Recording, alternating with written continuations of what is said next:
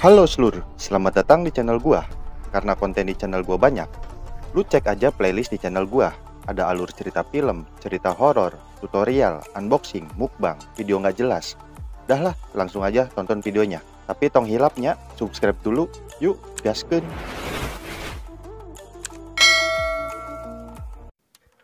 Assalamualaikum warahmatullahi wabarakatuh. Balik lagi sama gua Guntur di konten gua ceritain.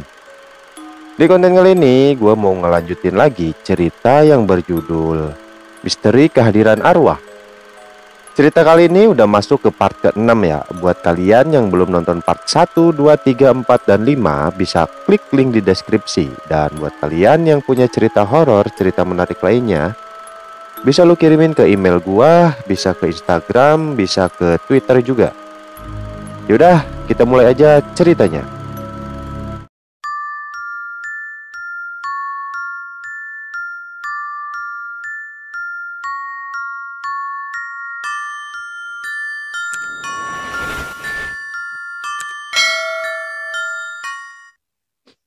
Esok harinya, Rani seperti enggan ke sekolah.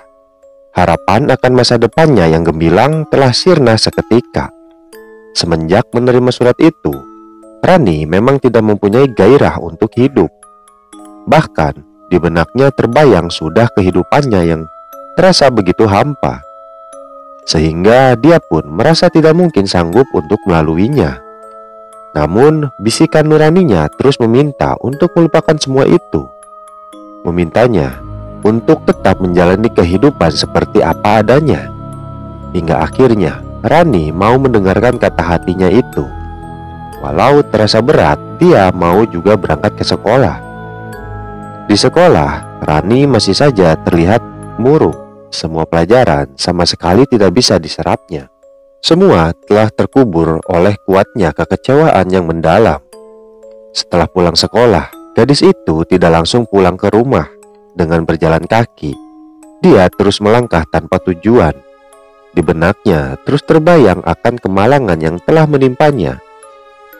Setelah jauh melangkah, akhirnya Rani sampai di sebuah rel kereta api 2 jalur.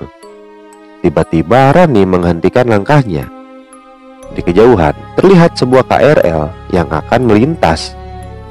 Rani tampak terpaku ketika ular besi itu melintas di hadapannya.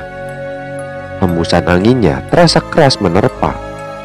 Ular besi itu memang tampak perkasa, kokoh dan begitu kuat. Berdiri di sampingnya saja sudah sangat menggetarkan jiwa. Apalagi jika berada di hadapannya. Begitulah yang ada di benak Rani akan keperkasaan si ular besi. Dan mendadak dia tersadar. Dilihatnya KRL sudah pergi menjauh. Kini Rani melanjutkan langkahnya untuk menyeberang. Namun ketika dia berada di tengah-tengah rel, tiba-tiba langkahnya terhenti. Kini segala keperkasaannya tentang si ular besi kembali hadir di benaknya. Kemudian timbullah sebuah niat untuk melepaskan segala penderitaannya. Lantas dengan langkah gontai namun pasti, Rani mulai berjalan menyusuri rel kereta api. Dia berjalan seraya dengan KRL yang baru saja melintas. Rani terus melangkah dan melangkah. Sedang di hatinya terus merasakan penderitaan yang teramat sangat. Seolah pikirannya tak mau lepas dari bayang-bayang masa lalu. Masa-masa indah ketika bersama sang kekasih. Masa-masa yang tidak mungkin akan terulang lagi. Rani kini melangkah menyusuri rel yang lurus. Saat itu, dia berharap sebuah KRL akan muncul di belakangnya dan menabraknya hingga hancur berkeping-keping. Kemudian berakhirlah segala penderitaannya yang teramat pedih. Berakhir dengan cepat, secepat lepasnya nyawa dari raga. Tak lama kemudian, sebuah KRL datang dari arah belakang. Klaksonnya terdengar meraung-raung, memperingati akan keperkasaan si ular besi yang tidak main-main dengan segala yang ada di depannya. Rani sadar akan hal itu, tapi dia justru merasa senang karena sebentar lagi semua penderitaannya akan berakhir dengan cepat. KRL terus melaju mendekati Rani hingga akhirnya jarak kematian tinggal 1 meter lagi. Di saat detik-detik kematian itu, tiba-tiba sosok tubuh tegap melompat cepat dan menyambar tubuh Rani. hingga akhirnya keduanya tampak berguling di atas kerikil. Sedangkan si ular besi terus melintas dengan segala keperkasaannya. Dia terus melaju seakan tidak peduli dengan semua itu. Pada saat yang sama, Rani terlihat sudah berdiri sambil membersihkan kotoran yang menempel di tubuhnya. Sedangkan orang yang mendorongnya tampak berdiri di sampingnya dengan raut wajah yang begitu serius. "Dasar manusia tak berakal. Jika kau ingin mati, jangan di hadapanku dong," maki orang itu. "Terus terang, aku sudah pernah melihat orang mati tertabrak kereta. Tubuhnya hancur berkeping-keping, sungguh mengenaskan. Aku tidak mau melihat hal seperti itu lagi untuk yang kedua kalinya," cerita orang itu dengan nada marah. Rani tidak berkata-kata. Dia hanya mendengarkan orang itu terus berbicara, sedangkan kedua matanya tampak menatap wajah tampan yang masih saja terlihat serius. Dia benar-benar tidak menduga kalau usahanya itu telah membuat pemuda itu begitu gusar. "Paham kau?" tanya pemuda itu mengakhiri omelannya. "Maaf kalau tadi aku telah merepotkanmu," ucap Rani menyesal. Mendengar itu, pemuda tadi segera merendahkan nada bicaranya. "Kenapa kau ingin bunuh diri?" tanyanya prihatin. Rani tidak menjawab, dia justru meneteskan air mata.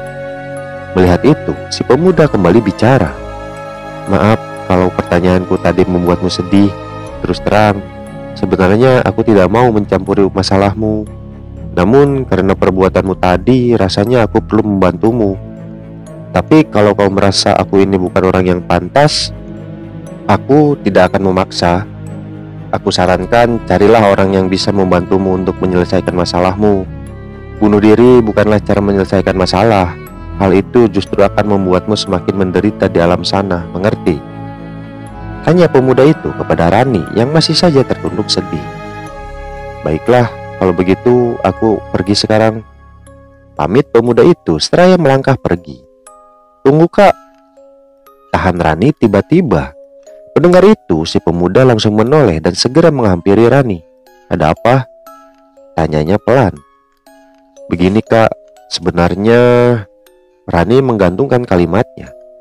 Pemuda itu segera menggenggam tangan Rani seraya berkata, "Ayo katakan saja, kau tidak perlu sungkan padaku. Aku sungguh-sungguh akan membantumu, percayalah."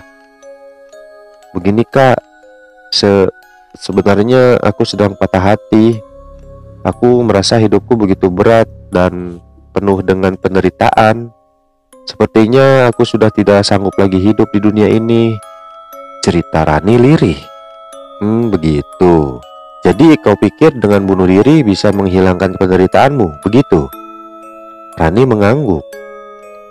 "Oh iya, kenalkan, namaku Bobby." "Siapa namamu?" tanya pemuda itu lagi. "Aku Rani." Rani, nama yang bagus," puji Bobby. "Oh iya, bagaimana kalau kita bicara di warung itu? Di sana kita bisa bicara sambil menikmati es kelapa muda." Rani tertunduk, seperti dia enggan mengikuti keinginan pemuda itu. "Ayolah, kau tidak perlu sungkan. Bukankah akan lebih enak kalau kita bicara sambil duduk dan minum es kelapa muda?" desak Bobby. Rani menatap pemuda itu lalu mengangguk pelan. Tak lama kemudian mereka sudah melangkah ke warung yang dimaksud. Kini mereka sedang duduk di warung sambil menikmati es kelapa muda yang begitu segar. Pada saat itu Bobby mulai menanyakan perihal keinginan Rani untuk bunuh diri. Kali ini Rani menceritakannya dengan lebih rinci. "Rani, dengar ya. Sebenarnya bunuh diri itu tidak akan mengakhiri penderitaanmu.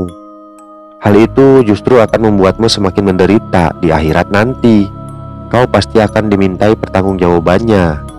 Ketahuilah kalau setiap manusia yang hidup pasti akan mempunyai masalah.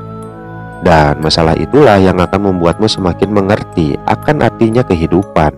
Sebagai manusia, kita dituntut untuk menyelesaikan segala masalah dengan cara yang baik, dan itulah hidup yang sesungguhnya. Kita sebagai manusia sengaja dikaruniai perangkat yang begitu kompleks karena untuk merasakan kehidupan.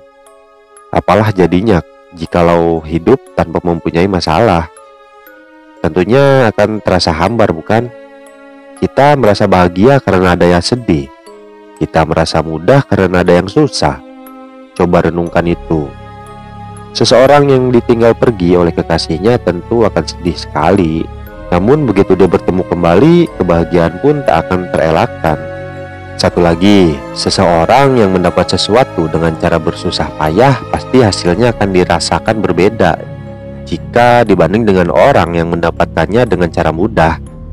Orang yang bersusah payah akan mendapatkan kepuasan tersendiri daripada yang mendapatkannya dengan cara mudah. Sebenarnya masih banyak lagi lika-liku kehidupan yang sebenarnya akan membuat kita lebih menghargai hidup. Dan itulah yang dinamakan asam garam kehidupan, yang akan membuat kehidupan kita menjadi lebih nikmat. Jelas Bobby panjang lebar. Rani terdiam, sepertinya dia sedang merenungi segala ucapan pemuda itu.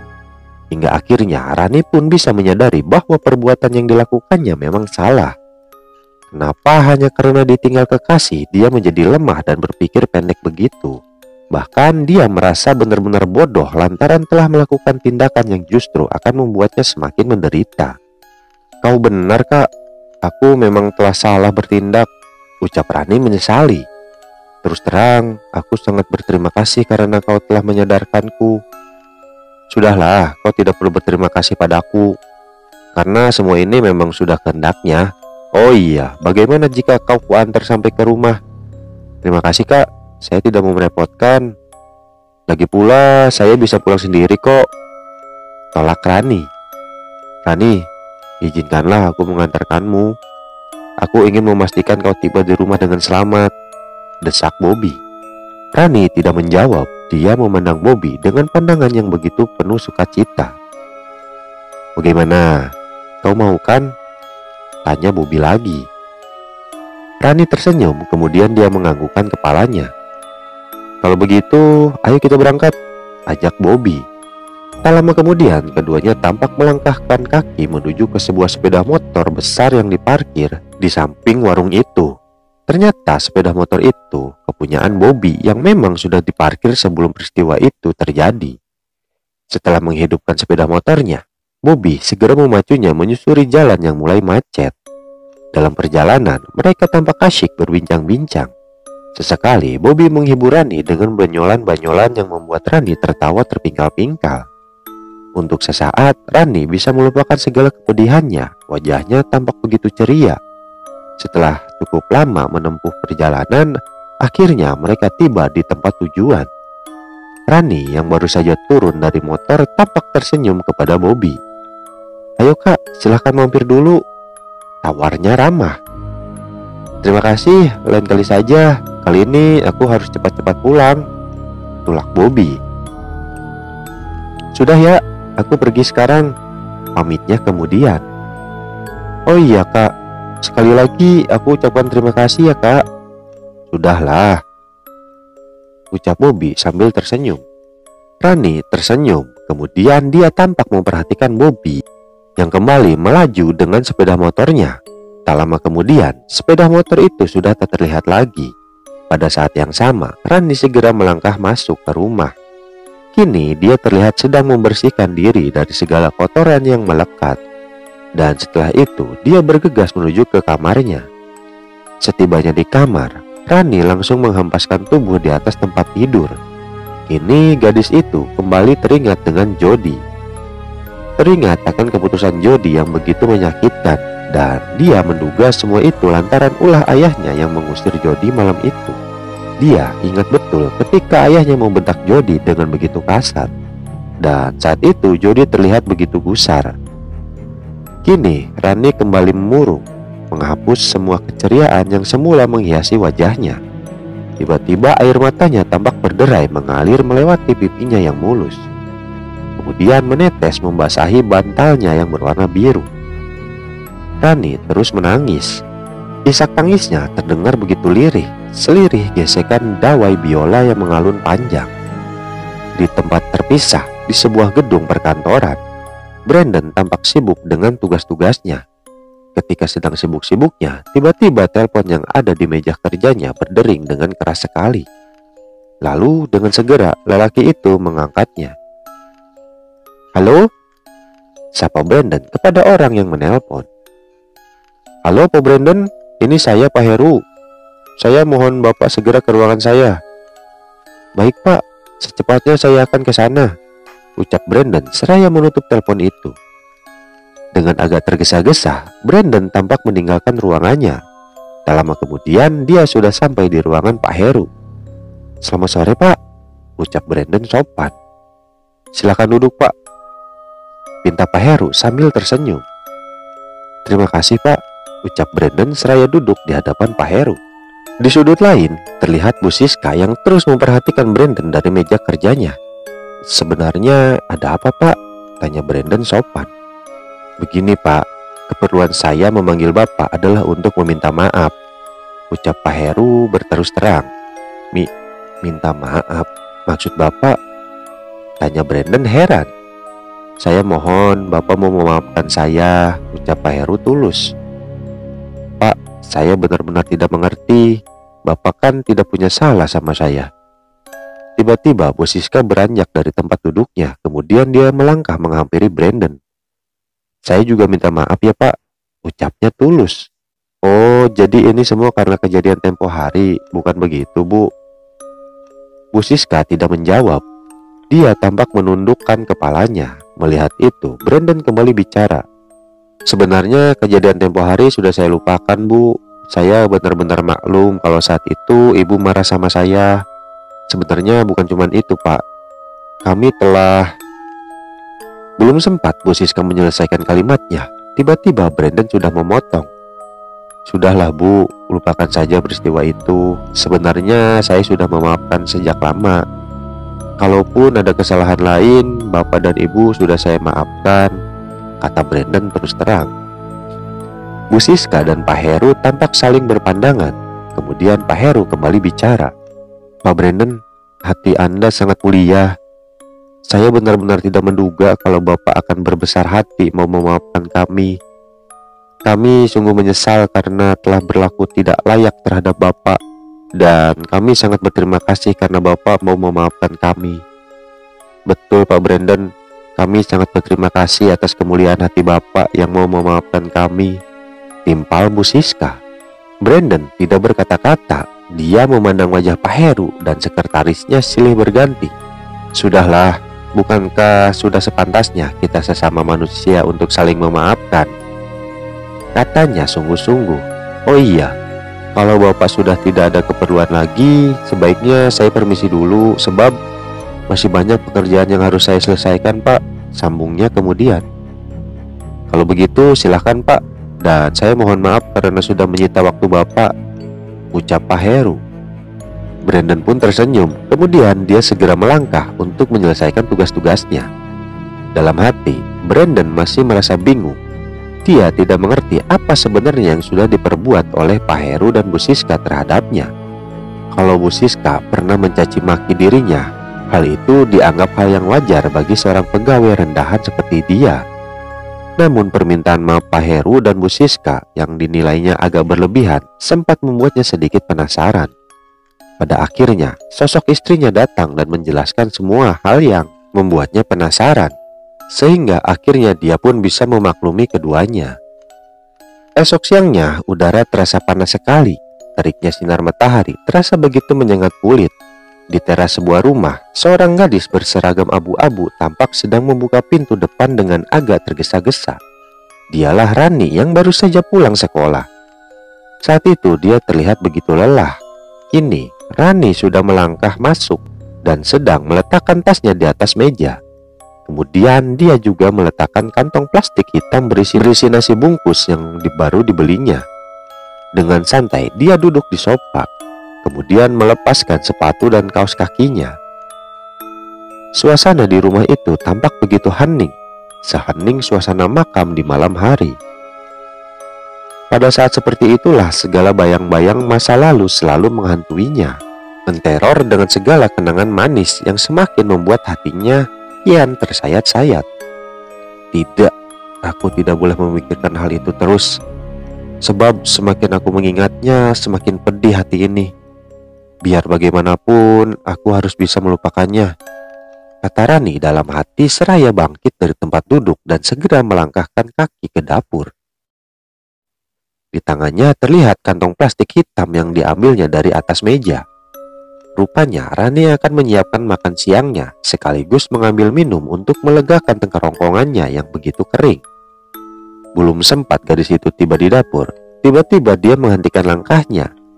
Saat itu, matanya memandang ke arah dapur yang tampak begitu sepi. Sungguh suasana saat itu telah membuatnya sedikit takut. Lalu dia pun teringat dengan peristiwa waktu itu, di mana perabotan yang berada di ruang dapur bergerak sendiri. Kemudian disusul dengan pecahan piring dan gelas yang hancur berantakan.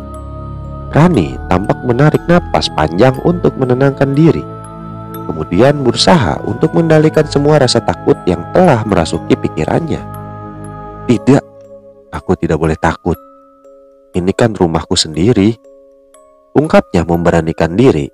Keinginan untuk melepaskan dahaga semakin membangkitkan keberanian. Kemudian dengan mantap dia segera melangkah kembali. Rani terus melangkah, sedangkan jantungnya mulai berdegup kencang. Tiba-tiba dia teringat kembali dengan kejadian malam itu. Bersamaan dengan itu, lagi-lagi Rani menghentikan langkahnya. Kini gadis itu tampak berdiri di depan tirai yang menjadi pemisah ruang dapur. Entah kenapa, tiba-tiba dia merasakan suasana di rumah itu terasa kian mencekam. Bahkan jantungnya pun semakin berdebar kencang. Namun begitu Rani berusaha memberanikan diri, dengan perlahan dia mulai menyibakkan tirai itu. Begitu tirai terbuka, tiba-tiba sosok tubuh hitam tampak melompat dari atas sebuah lemari kecil. Melihat itu, seketika Rani terkejut dan berteriak sejadi-jadinya. Mendadak, teriakan gadis itu terhenti bersamaan dengan seekor kucing yang dilihatnya sedang mengeong-ngeong di dekat kakinya. Kucing itu terus mengeong-ngeong, kemudian berputar di kaki Rani sambil mengeluskan tubuhnya. Aduh, kau mengagetkanku saja, kata Rani seraya menggendong kucing itu dan membelainya dengan penuh kasih sayang. Ini kucing siapa ya? Tanyanya dalam hati. Kau lapar ya? Kasihan sekali, rupanya tuanmu tidak memberimu makan ya. Lantas dengan santai Rani membuka nasi bungkusnya, kemudian mengambil kepala ikan dan memberikan kepada si kucing. Rani kembali membelai kucing itu. Saat itu hatinya terasa betul-betul damai. Sejenak dia memperhatikan si kucing yang tampak begitu rakus melahap kepala ikan yang cukup besar. Sesekali dia menggeram, takut jika makanannya diambil oleh Rani. Saat itu Rani cuma tersenyum menyaksikan perilaku hewan yang tampaknya tidak tahu berterima kasih. Kini Rani sedang menuangkan air bening ke dalam gelas yang baru saja diambilnya. Kemudian meneguknya dengan segera. Seketika rasa dingin terasa melewati kerongkongannya. Bersamaan dengan itu rasa dahaganya pun sirna dengan sendirinya. Setelah itu dia segera menyiapkan makanan siangnya. Pada saat yang sama, sosok mendiang ibunya tampak sedang memperhatikannya. Saat itu, dia ingin sekali menampakkan diri di hadapan Rani. Namun entah kenapa dia tak kuasa melakukannya. Rani yang baru saja selesai makan segera menuju ke kamarnya, dan saat itu sosok mendiang ibunya sudah melesat pergi. Kini Rani sedang memasuki kamarnya. Betapa terkejutnya dia ketika mengetahui tempat tidurnya yang tadi pagi tidak sempat dia rapikan, kini sudah tertata rapi. Bukan cuma itu, buku-bukunya yang tidak sempat dirapikan juga telah tertata rapi. Saat itu, Rani benar-benar sudah dibuat bingung. Siapa yang telah melakukan semua ini? Tanya Rani dalam hati. Tidak mungkin ayah yang melakukannya. Tadi pagi kan aku bangun kesiangan. Dan ketika aku sedang sarapan, beliau justru sudah berangkat lebih dulu. Apa mungkin ayah kembali lagi setelah aku pergi? Beliau kembali karena melupakan sesuatu kali ya? Sepertinya itu juga tidak mungkin. Selama ini justru akulah yang selalu merapikan tempat tidur ayah.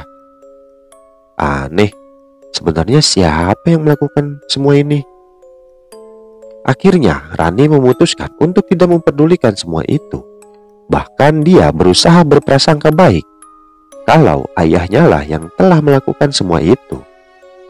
Kini Rani sedang melepas pakaian sekolahnya, kemudian mengganti dengan pakaian santai yang diambilnya dari dalam lemari. Setelah itu, dia segera melangkah ke kamar ayahnya. Setibanya di kamar ayahnya, lagi-lagi Rani terkejut. Hal serupa yang terjadi di kamarnya juga terlihat di ruangan itu. Semuanya sudah benar-benar rapi, padahal selama ini dialah yang biasanya merapikan tempat itu sepulang sekolah.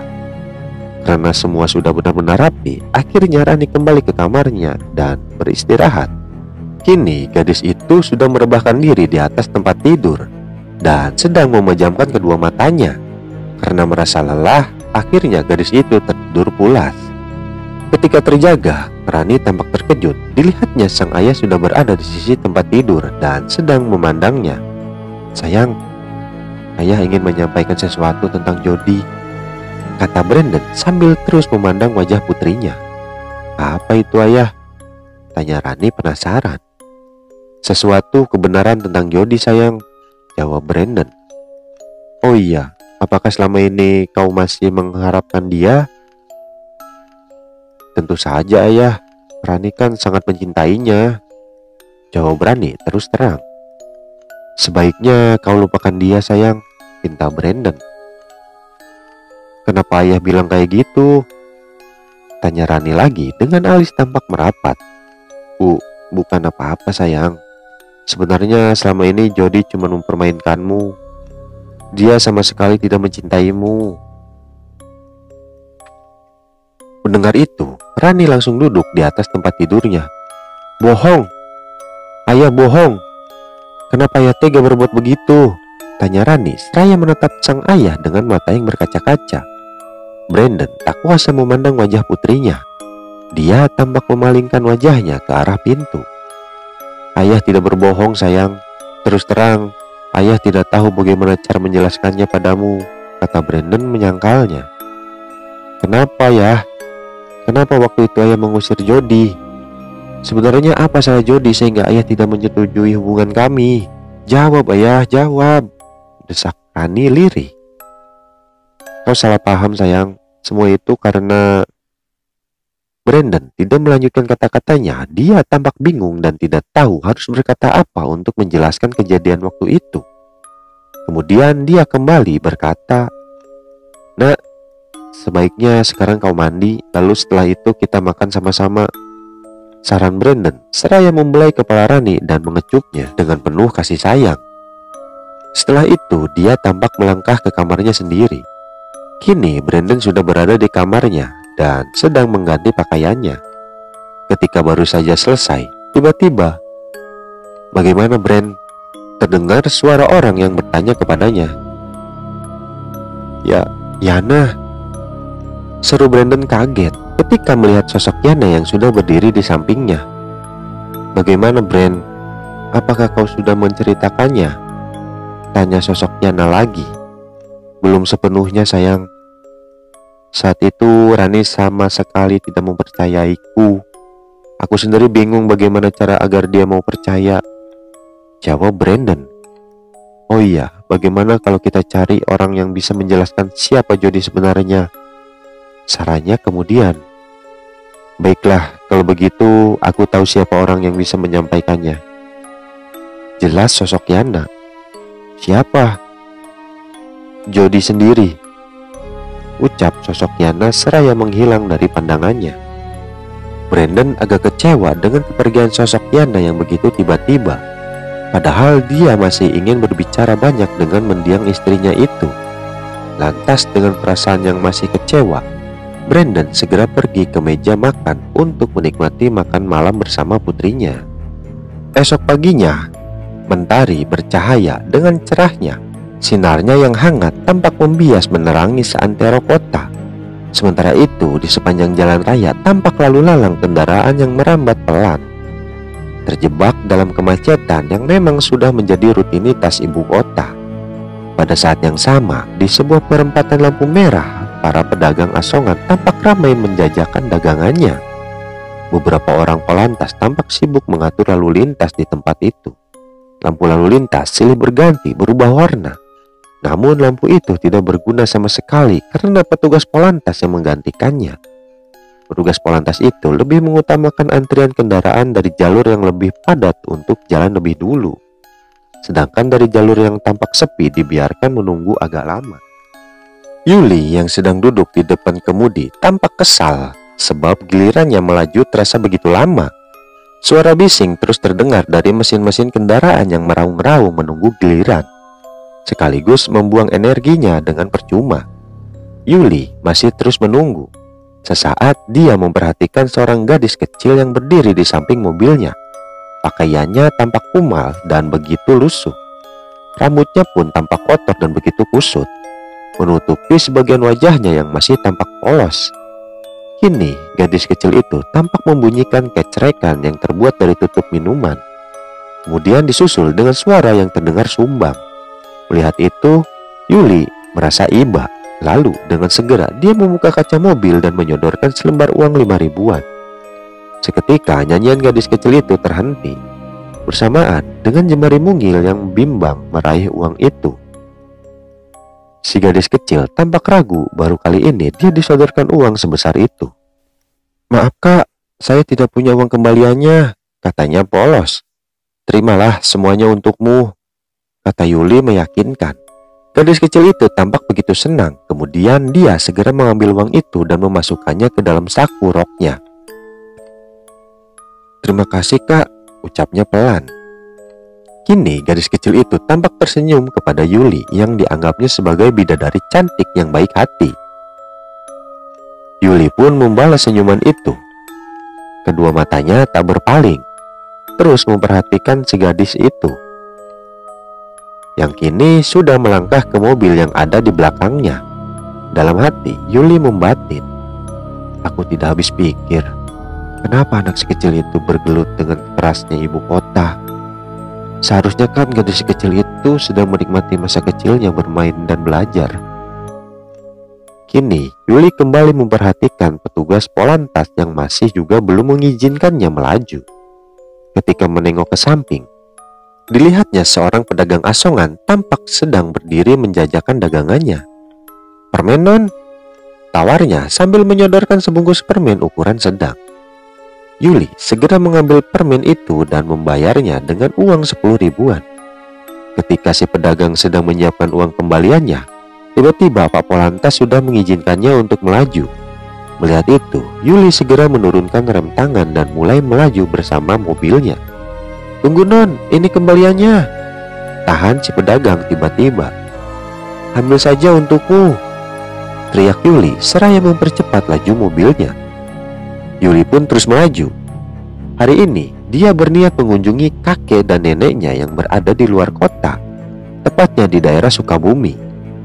Setelah menempuh perjalanan yang cukup melelahkan, akhirnya dia tiba di pekarangan rumah neneknya yang tampak begitu asri. Sejenak Yuli memperhatikan keadaan di sekitar tempat itu. Dipandangnya rumah mungil yang sudah berumur puluhan tahun. Walau begitu, rumah itu tetap terawat dengan baik. Kemudian dilihatnya sang nenek yang lagi sibuk merajut di teras depan rumahnya. Lantas dengan segera Yuli keluar mobil dan menghampiri sang nenek. Sang nenek yang mengetahui kedatangannya tampak begitu senang. Dia segera berdiri dan memeluknya dengan penuh kerinduan. "Aduh, cucu nenek, semakin cantik saja," ujinya seraya mengecup kening Yuli dengan penuh kasih sayang. "Ayo masuk cuk," ajaknya kemudian. Yuli menuruti ajakan neneknya. Dia melangkah masuk mengikuti sang nenek yang masuk terlebih dahulu. Kini Yuli sedang berada di ruang tamu sambil menatap ke sekeliling ruangan dengan penuh rasa kagum. Matanya hampir tak berkedip memperhatikan setiap bagian yang menjadi ornamen di rumah itu. Walaupun sudah kelihatan tua, namun masih terlihat menarik. Semuanya begitu unik dan antik. "Semuanya nggak berubah ya nek, semuanya masih seperti dulu," kata Yuli berkomentar.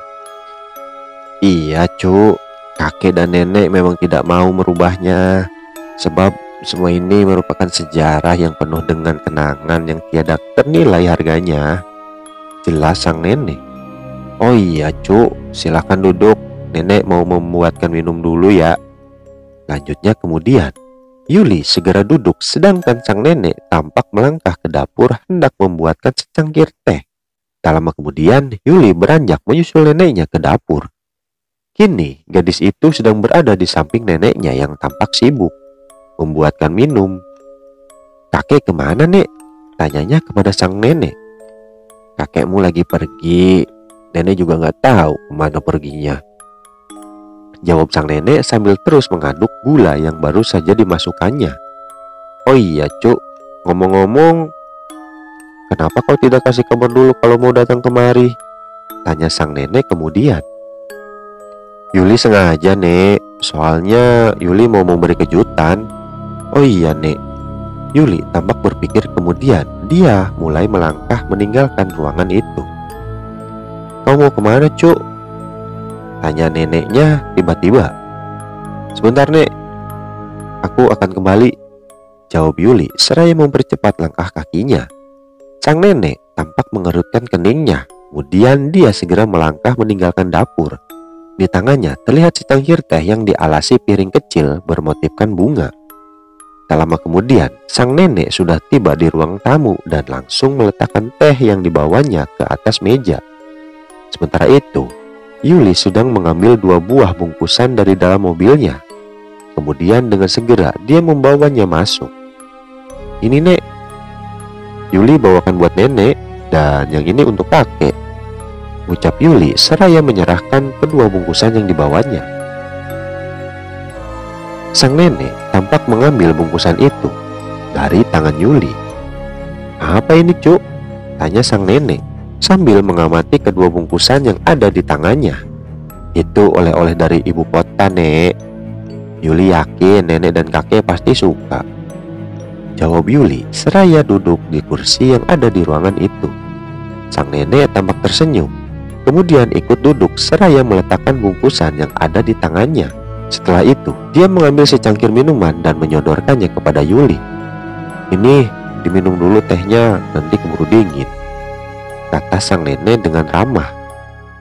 Yuli segera menyambut minuman itu dan meminumnya sedikit. "Enak sekali teh ini, Nek," puji Yuli seraya kembali menghirup teh itu sekali lagi. "Itu teh spesial, Cuk. Nenek sendiri yang meraciknya. Di dalamnya bukan cuma pucuk teh, tapi juga ada bunga-bungaan dan beberapa daun obat-obatan," jelas sang nenek. "Pantas rasa teh ini lain sekali. Dan yang pasti betul-betul enak, Nek," puji Yuli sekali lagi seraya meletakkan cangkir tehnya. Sang nenek tampak tersenyum mengetahui cucunya suka dengan teh racikannya. Sementara itu, tak jauh dari rumah, sang kakek terlihat sedang mengendarai sepeda tuanya menyusuri jalan tanah yang menuju ke rumahnya. Walaupun sudah tua, sang kakek mampu mengayuhnya dengan begitu cekatan. Tak lama kemudian, dia sampai di tempat tujuan. Kini sang kakek sedang memperhatikan sedan mewah yang diparkir di pekarangannya. "Wah, itu pasti mobil menantuku. Dia pasti datang bersama anak dan cucuku," duganya dengan raut wajah yang begitu gembira. Lalu tanpa buang waktu, sang kakek segera memarkir sepedanya dan melangkah masuk. "Assalamualaikum," ucapnya seraya mengamati orang-orang yang duduk di ruang tamu. "Wah, Yuli," seru sang kakek seraya menghampiri cucunya tersayang. Bersamaan dengan itu, Yuli segera berdiri dan langsung memeluknya erat. Setelah itu, sang kakek tampak memandangnya dengan penuh sukacita. Waduh, cucu kakek sudah jadi gadis dewasa rupanya. Tambah cantik lagi. You are so beautiful and montok. You look pretty with this baju too," puji sang kakek sambil terus memandangi wajah cucunya. Yuli hanya tersipu mendengarnya. Apalagi sang kakek memujinya dengan bahasa Inggris yang dicampur aduk. Sang nenek cuma tersenyum saja mendengar kakek berbicara begitu. Dan tak lama kemudian, Yuli sudah duduk kembali di kursinya. Bersama dengan itu, sang kakek ikut duduk di sebelahnya. Sementara itu, sang nenek justru beranjak dari tempat duduknya. "Kalian ngobrol aja dulu. Sekarang nenek mau menyiapkan makan siang," ucapnya seraya melangkah pergi. "Masak yang enak ya, Nek," teriak sang kakek. Kemudian dia mulai berbicara kepada cucunya tersayang. "Kau datang sendiri, Cuk?" tanyanya agak kecewa. "Iya, Kek," jawab Yuli singkat. "Kenapa kedua orang tuamu tidak ikut kemari?" tanya sang kakek. "Mereka sibuk, Kek," jawab Yuli singkat. Dari dulu mereka selalu begitu, terlalu sibuk dengan urusan dunia. Mereka sama sekali tidak peduli kalau selama ini kakek dan nenek sudah sangat merindukan mereka. Kakek benar, Yuli juga kurang setuju dengan sikap mereka. Selama ini Yuli pun kurang diperhatikan. Selama ini mereka cuma memanjakan Yuli dengan materi, padahal bukan itu saja yang Yuli butuhkan.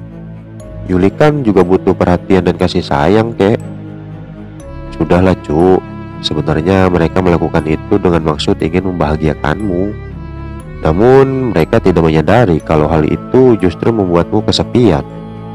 Sebagai anak, kau harus terus berbakti kepada mereka, walaupun selama ini mereka kurang memperhatikanmu. Oh iya, ngomong-ngomong, bagaimana kabar mereka?" "Baik, Kek. Mereka sehat-sehat saja." "Baguslah kalau begitu. Terus bagaimana dengan keadaan di sana?" tanya sang kakek yang ingin mengetahui perkembangan Jakarta. "Ya, kehidupannya tambah keras saja. Nggak seperti di sini, semuanya terasa sejuk dan damai. Sedangkan di sana semakin panas, penuh polusi. Dan kejahatan pun semakin merajalela, Kek," jawab Yuli. "Oh ya? Masa sih?"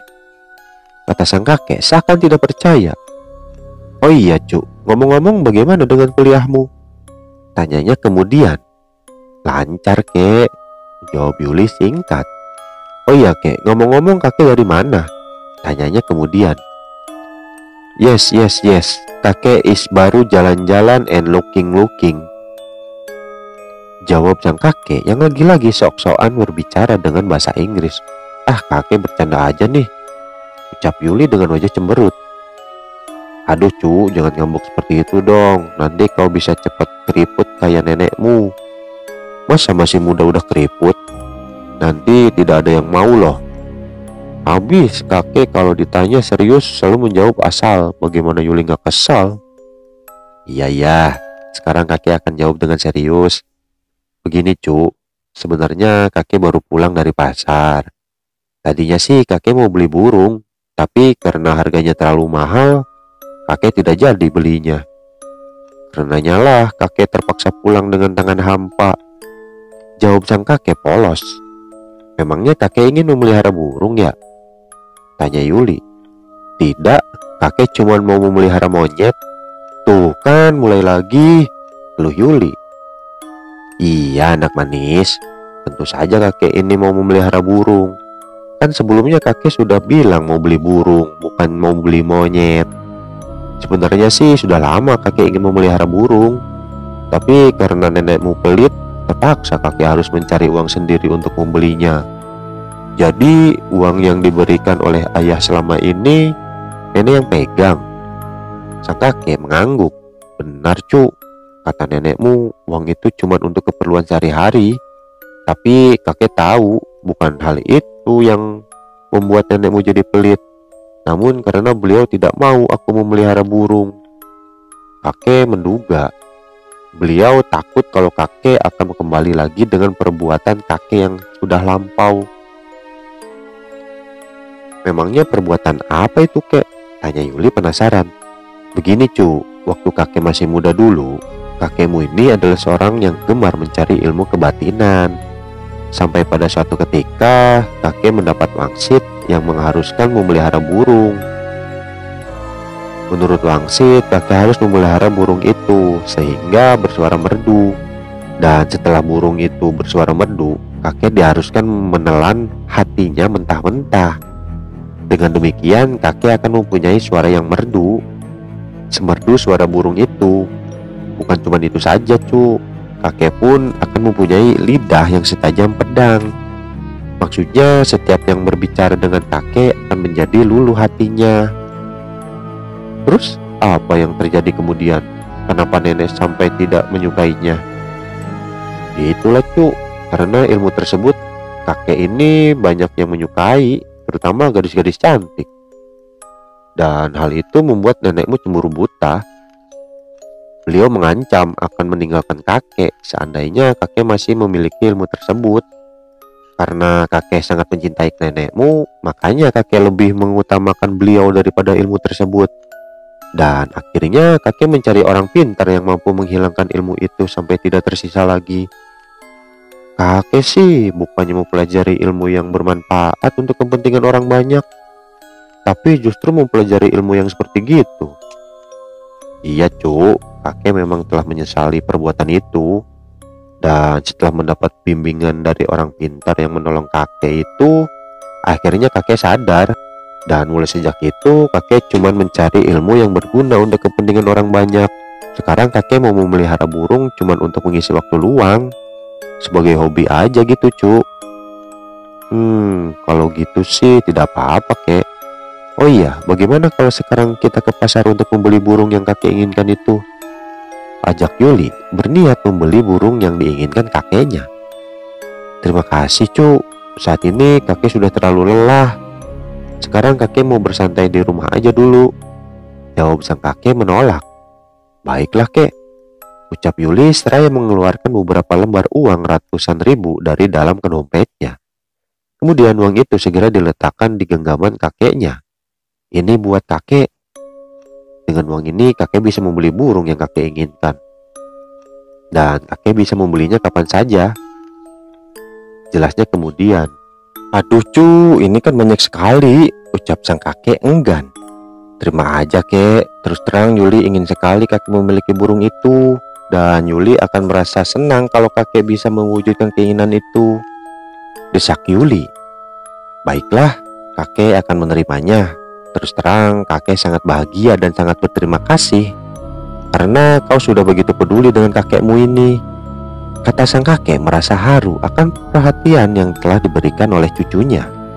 Pada saat itu Yuli tampak tersenyum puas. Dia benar-benar senang karena dia bisa membahagiakan kakeknya yang sudah begitu banyak berjasa. Sejenak Yuli memperhatikan kakeknya dengan penuh cinta. Kemudian di benaknya terbayang akan masa lalu yang begitu penuh dengan asam garam kehidupan. Masa itu adalah masa-masa kedua orang tua Yuli sedang mengalami kesulitan. Masa-masa di mana mereka masih hidup miskin dan serba kekurangan. Pada saat itu, kedua orang tua Yuli masih menumpang di rumah orang tua mereka, yaitu kakek dan neneknya Yuli. Waktu itu, usia Yuli masih 5 tahun. Pada masa susah itu, sang ayah berusaha keras dengan berjualan hasil kebun di pasar tradisional. Namun hasil yang didapatnya sama sekali tidak mencukupi. Hingga pada suatu ketika di saat Yuli berusia 8 tahun, sang ayah memberanikan diri untuk mengadu nasib ke ibu kota. Sedangkan sang ibu menggantikan pekerjaan suaminya sebagai penjual hasil kebun di pasar tradisional. Selama sang ibu pergi ke pasar, Yuli terpaksa ditinggal di rumah bersama kakek dan neneknya. Selama ditinggal, kakek dan neneknya lah yang selalu mengasuh dan merawat Yuli dengan penuh kasih sayang. Sang kakek sering sekali mengajaknya pergi berburu ke hutan maupun menjala ikan di sungai. Ini semua itu telah menjadi kenangan Yuli yang tak mungkin dilupakan. Dan karena kenangan itu, Yuli menjadi lebih peduli kepada orang-orang yang hidup serba kekurangan dan membuatnya ingin selalu menolong mereka. Sebab sekarang Yuli hidup di lingkungan keluarga yang serba berkecukupan. Ayahnya adalah seorang pengusaha yang membuka bisnis besar-besaran di luar negeri. Sedangkan ibunya mempunyai sebuah perusahaan kue dengan omset yang cukup besar. Selama ini mereka berdua memang sangat tekun dalam menjalankan usahanya. Dan karena ketekunan yang luar biasa itu, mereka berhasil mencapai taraf kehidupan yang bisa dibilang sangat mapan. Pengusaha sukses yang kaya raya. Mereka dapat menyekolahkan Yuli dan memenuhi segala kebutuhannya dengan berlebih. Selama ini mereka selalu memanjakan Yuli dengan materi yang Yuli sendiri kurang suka. Sebab Yuli harus menukarnya dengan tidak mendapat perhatian dan kasih sayang yang cukup dari kedua orang tuanya. Tiba-tiba Yuli tersadar. Kemudian dia segera memeluk kakeknya yang sangat disayangi. "Kek, kita ngobrol-ngobrol di luar yuk," ajaknya kemudian. "Iya cuk," Tapi kakek mau menyimpan uang ini dulu. Iya kek, kalau begitu Yuli tunggu di teras ya, kata Yuli seraya melangkah keluar, sedangkan sang kakek terlihat melangkah ke kamarnya. Di teras, Yuli terlihat duduk sendirian. Suasana saat itu terasa sepi sekali. Kini Yuli beranjak dari duduknya, kemudian melangkah ke pekarangan untuk melihat-lihat bunga-bunga yang tumbuh di tempat itu. Tak lama kemudian, sang kakek sudah keluar. Dia tampak berdiri di teras sambil memperhatikan cucunya. "Cu, kau sedang apa di situ? Ayo lekas kemari," serunya kemudian. "Iya kek," sahut Yuli seraya menghampiri sang kakek.